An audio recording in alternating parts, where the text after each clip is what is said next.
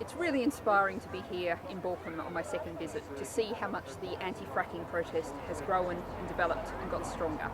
And I'd really urge people from all around Britain, if you possibly can, to get here and show your support in the coming days and weeks, where I'm convinced it's only going to get stronger and give a stronger message to David Cameron that we do not want fracking in Britain. There's three main reasons for that, why we should not be going for the fracking option for our energy future. First of all, we have the issue of local environmental impact. Huge numbers of lorries, big lorries on our country roads through our villages. And there's also the issue of water. Each well uses up to 1 billion gallons of water. This in a country where many farms and many towns and villages are already struggling to get the supplies they need. Those are the known environmental impacts.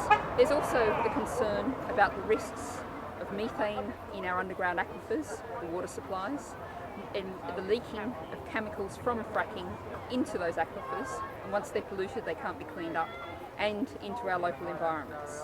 So those are the local environmental risks.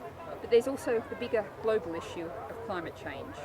We know that we have to keep 60 to 80% of the known fossil fuel reserves in the ground if we are to avoid catastrophic climate change. We should not be looking for more. We need to be thinking about how we can keep what we've got in the ground.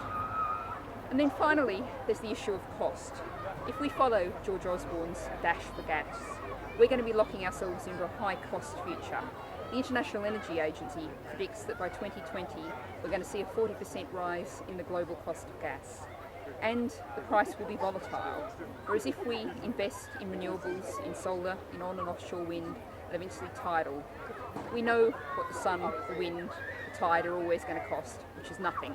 And that's what we need to do, to develop those industries, create those jobs, and do the serious energy conservation work that we need to do for Britain's energy future. Fracking is a 20th century dinosaur.